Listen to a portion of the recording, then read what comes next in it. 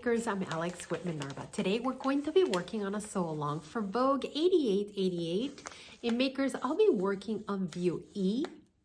It is a great pattern if you are looking to learn some new skills, as the pattern has us creating bias tape, cutting our fabric at a bias, which is also a 45-degree angle, and sewing our seams with French seams. So a lot of great new skills.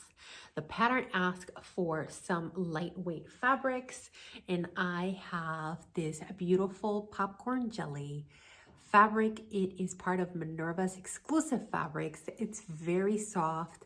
It has great drape, and it'll be amazing to work with it. Also, the pattern is asking for some contrasting fabric, and I felt that this Minerva Core Range Champlin lace, it is perfect, makers. It has no stretch. It is 100% nylon, and we have this in our website in 19 different colors. So makers, without further ado, let's get started.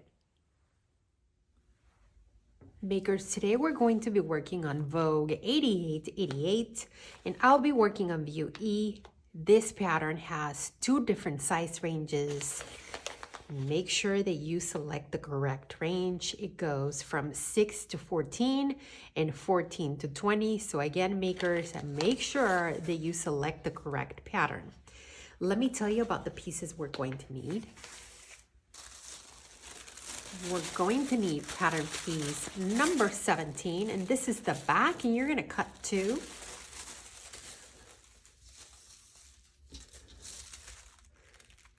You also need to cut piece number 20, and this is the bodice front, and you're going to cut 2. Piece number 21, and this is the bodice front, and you're going to cut 2. Piece number 22, and this is the front neck binding. You're going to cut 2. Pattern piece number 23, and this is the front yoke. And makers, you're going to cut 2 of contrast fabric. And you are also going to need pattern piece number 25. This is the armhole binding, and you're going to cut 2. And lastly, you are going to cut piece number 24. You're going to cut 1. Makers, if you notice on your pattern pieces, a lot of your grain line is going at an angle. That means that you need to cut your pattern.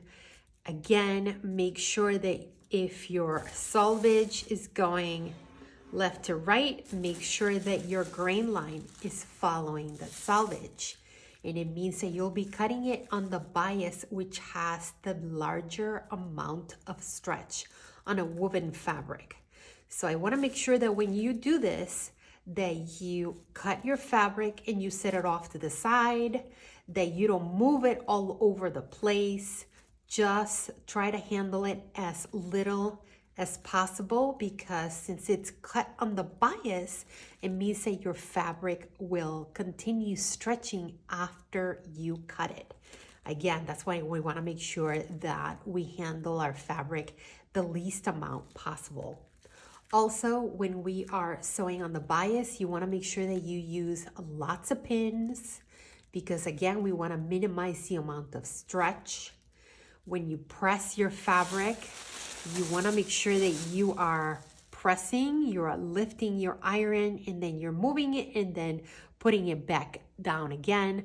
Do not go up and down on your fabric. Again, we want to minimize the amount of stretch. So press, lift, move on to the next spot, and then press again. And don't forget to stay stitch any pieces on the bias before we begin to sew. All right, makers, go ahead and cut your fabric, mark your notches, make sure that you stay stitch, and don't forget to handle your fabric as little as possible. Let me tell you about the fabric notions that we'll be using today. We're going to be using this beautiful viscose challis. It's part of Minerva's exclusive fabrics.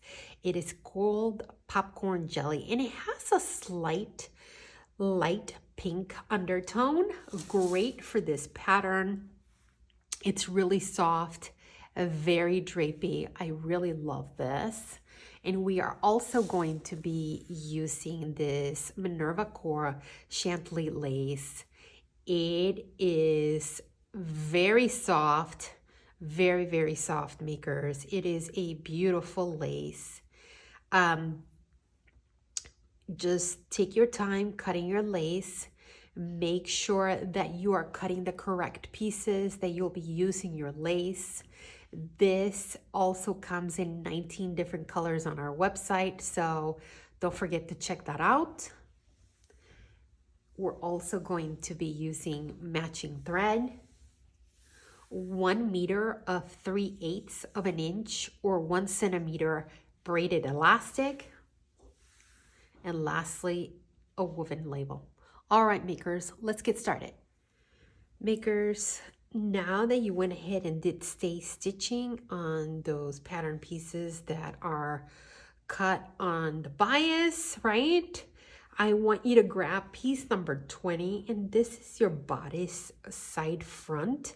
And I want you to go ahead and do 2 rows of gathering stitches from the 2 dots on your pattern pieces. Let me show you.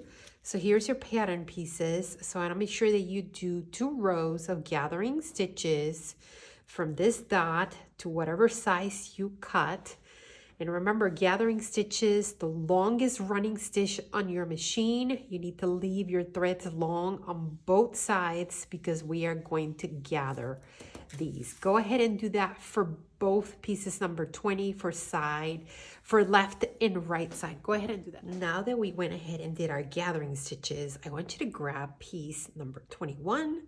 And of course, this is with your contrast lace, and you got a notch right there.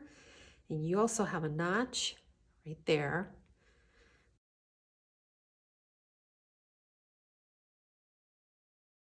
You're gonna have a little extra at the bottom. It's fine, don't worry about it. And your top is gonna look like that. I want you to stitch 5/8 inch seam allowance. Don't forget the back stitch at the start and all the way to the end. And then we're going to press, right? We're going to trim our seam allowance to 1/4 inch. And then we're going to press the seam allowance towards the bodice. Go ahead and do that now for both piece 20 and 21. Makers, now that I went ahead and attached my piece 21 to my piece 20, I am going to do something a little bit different to go ahead and finish off this inside seam. I'm not going to serge it, but remember, you trimmed your seams and you press them off to your bodice. Put that off to the side, and I want you to grab a piece. This is piece number 22. And makers, what we're going to be doing is making bias tape, right? So I want you to go ahead and take it to your pressing station, and I want you to press it in half. And after that, I want you to press it 1/4 inch inside, and then press it again, and it's gonna look like this, right? You're gonna have 2 for piece number 22. And while you're there, I also want you to grab piece number 25 and do the exact same thing. I also wanted to show you a nice handy little tool. We have these on our website, and I will tag those. Same thing, I just went to my pressing station and pressed it off to the side, and then went ahead and took it to got my fabric through, and then I'm just slowly pressing this, right? Just pulling and then pressing this. And once it's done, I'll go ahead and press it in half yet again. So again, you're gonna make bias tape.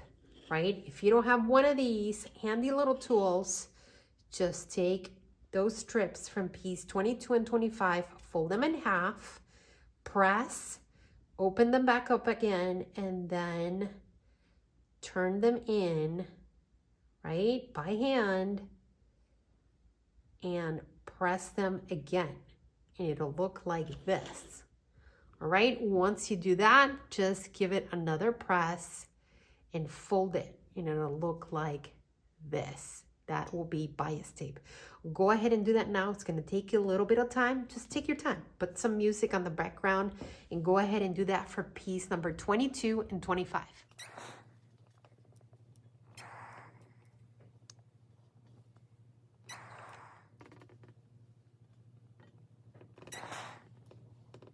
Makers, so I went ahead and did my binding pieces number 22 and 25, and I want you to put the pieces number 25 off to the side, which is the longer pieces, and I want you to grab your bodice, and the pattern is asking you to go ahead and grab your binding and put it in between, right?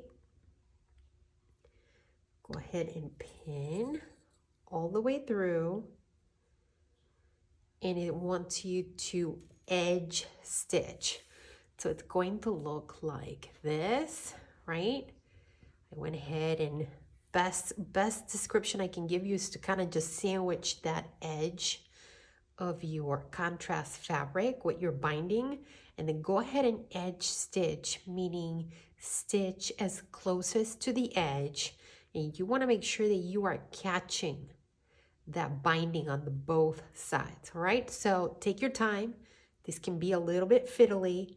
Just go ahead and take your time. Don't rush through this, okay?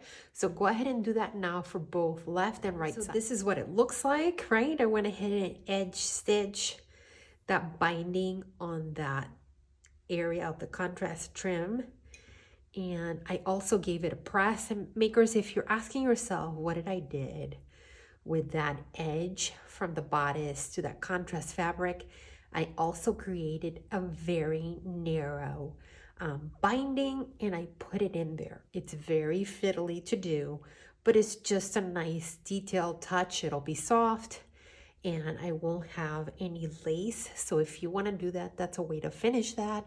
If not, if you want to serge the edge, you can. I rather you just go a little bit the extra mile and just put a little binding in there and completely close that off. Plus, it gives your fabric a little bit more of reinforcement in that area. Plus, it's nice and soft. So now that you have these done, the pattern is asking you to get those two together right there, and then to whip stitch. So just give it a couple of stitches back and forth, and then to attach those two. So go ahead and do that now. If you also recall, I had some fabric down here. I just went ahead and trimmed it down there so it all matches, and I also trimmed that extra fabric up there. So go ahead and do that now. Go ahead and whip stitch that center front right there. Makers, so I went ahead and did that little whip stitch right there. So now this front part is done, and I'm going to put this off to the side, and I'm going to grab piece 23 and 24, right? And I want you have a notch on both pieces, and try to find my notch. It's right there, right? So I want you to pin, match those notches.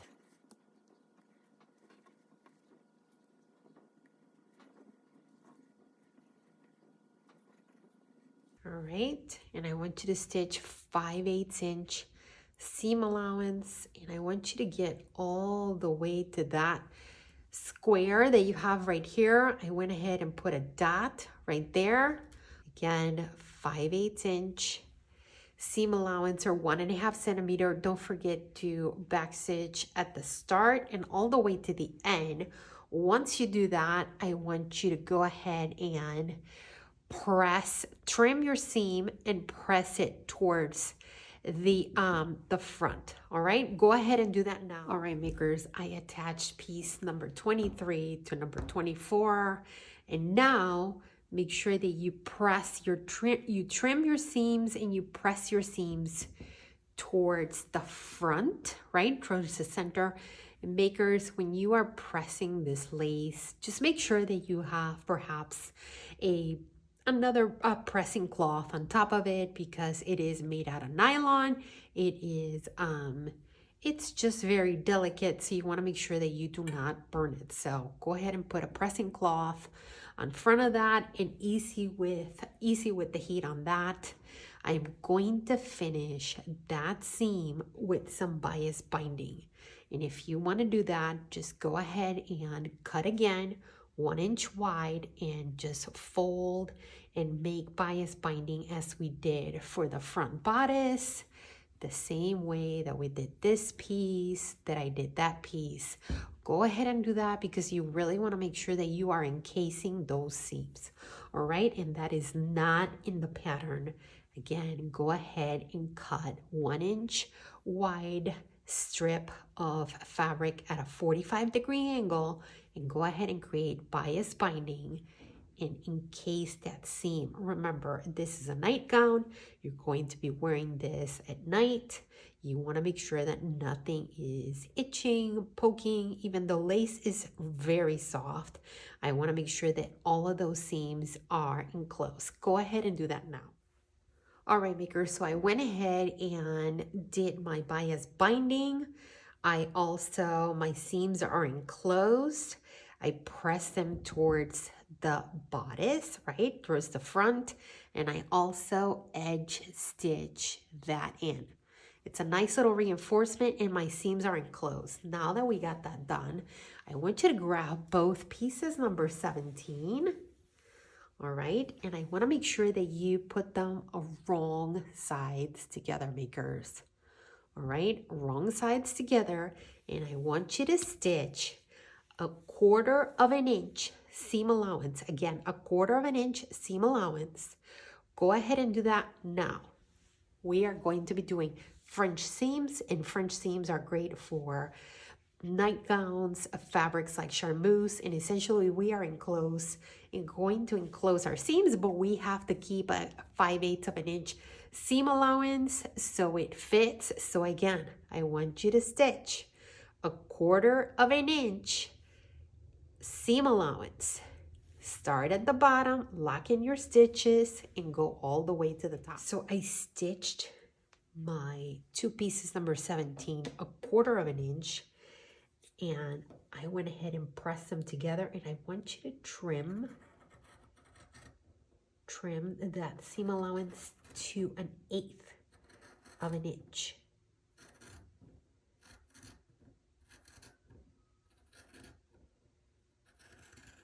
Makers, once you do that, I want you to press your seam to one side. Go ahead and do that now. I trim my seam allowance, and now I want you to press the seam allowance to one side and then to the other side, because we really want to make sure that once we fold this again and we press it, we're on the center seam. All right.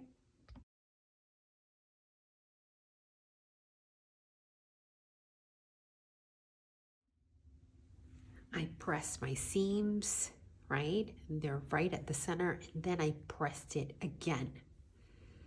So again, now we're going to press the 2 pieces that we stitched, number 17, and we are going to press it again, fold it right on that center seam, right? I want you to press it.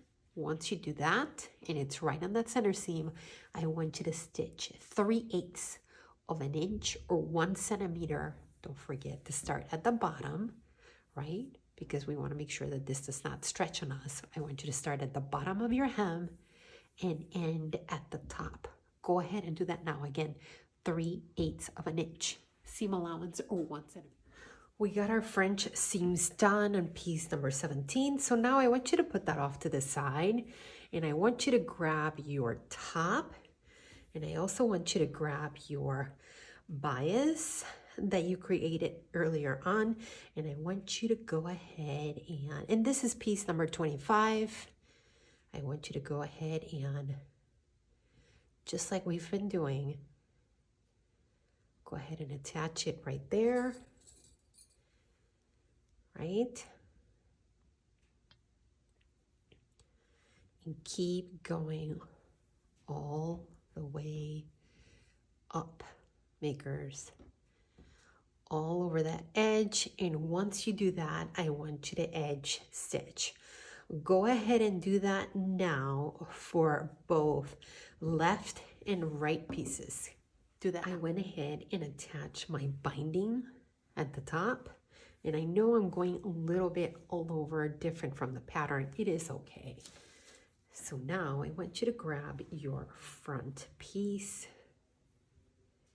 and find your center, and obviously we are going to go and do this with right sides together, right? Find your center front, pin,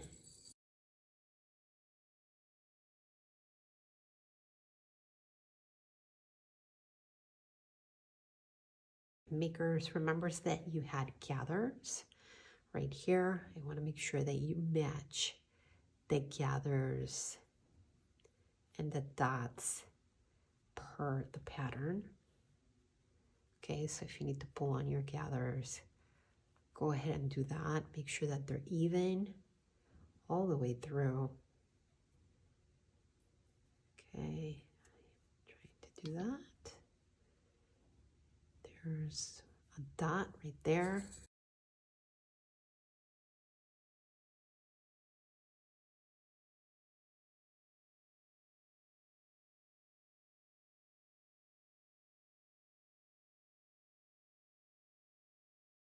Right sides together, go ahead and stitch.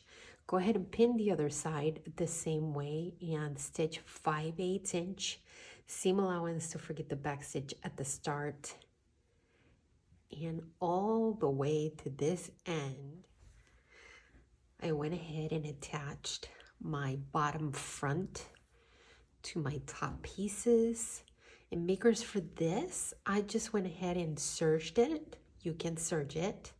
I don't want bias binding right on that spot. I just want it to be serge. So I went ahead and did that and gave it a press.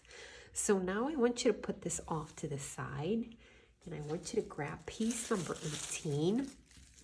This is an elastic guide, and I want you to go ahead and cut your elastic based on the length that you need, right? And I want you to grab that back piece that we went ahead and did.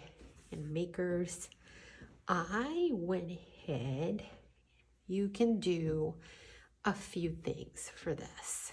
The pattern wants you to go ahead and attach this to the top, right? You're going to have to stretch it, and you're going to have to do that as a zigzag stitch. But once I do that, it has me turning this piece, and there would be no finish edged. So what I went ahead and did is I created a casing, right? I created a casing, and I'm going to stitch, top stitch, just so I have a nice finish on the outside and also the inside. And I'm gonna loop my casing in. So I created that casing, right? And I looped my elastic through. And of course, just make sure that it's not twisted.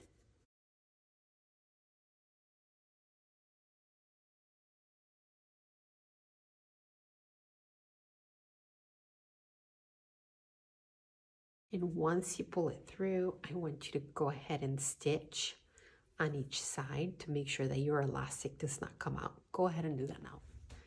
I went ahead and finished my elastic, and I stitched it on both sides. And now, makers, I want you to grab the front and back pieces, and with wrong sides together, we're going to do French seams again.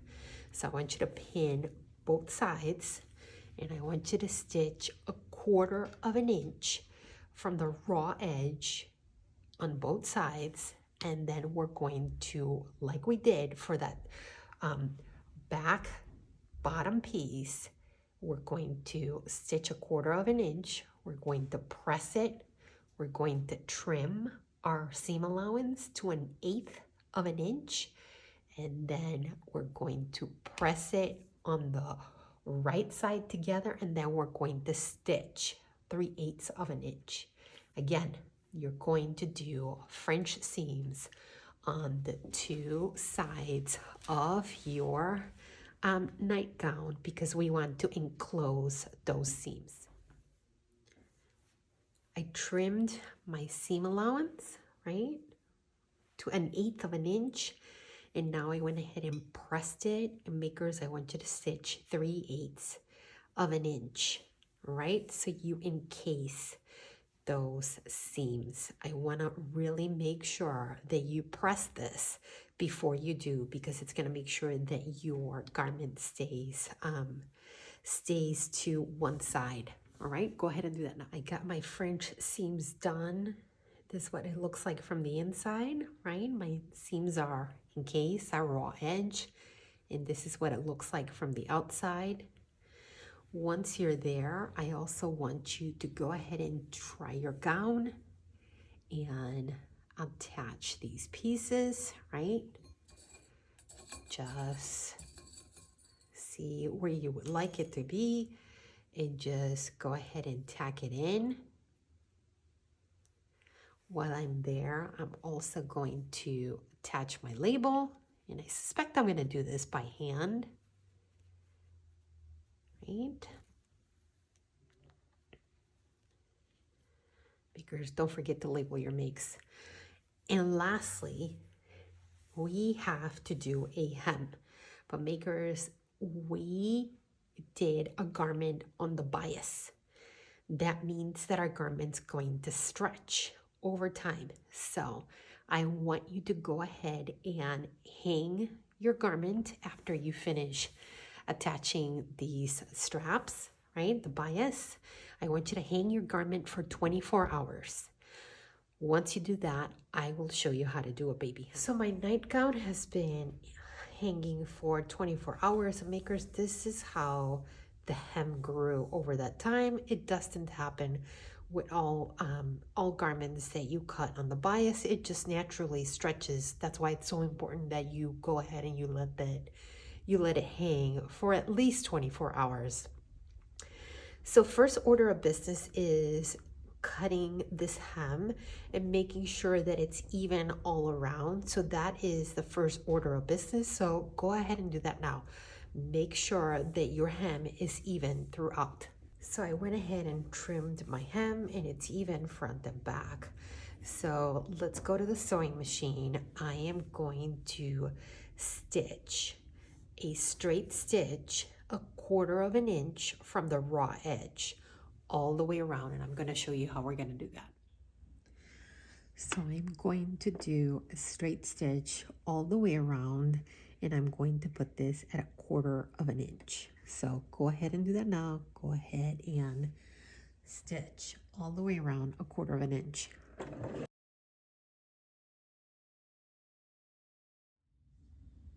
So there's my straight stitch, 1/4 of an inch. Now I'm gonna go to my pressing station and press this along that stitch. I went ahead and pressed my hem on that stitch. And makers, now I'm going to stitch a straight stitch 1/8 of an inch all the way around. So there's my 1/8 of an inch stitch, right? So now I want you to grab a pair of snips and trim that extra fabric. Just go slow.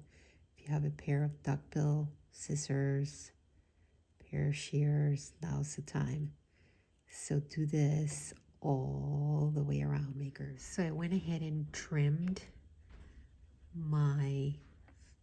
that little bit the last time. I went ahead and trimmed it all the way around. And then I took it to my pressing station and I pressed it again, just making sure that I'm keeping that curvature. And now I'm going to stitch it again. And makers, your hem, your baby hem should be 1/8 of an inch. So once again, stitch it all the way around and you will have a baby hem. And what we really want to do is we want to enclose that raw edge.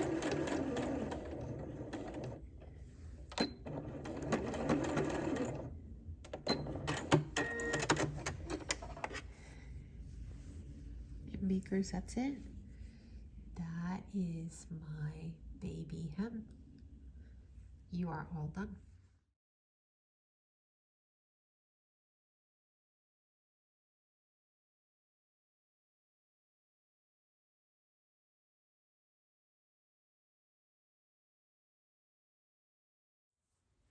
All right, makers, I hope you enjoyed that sew along. If you have any questions or comments, go ahead and leave them below.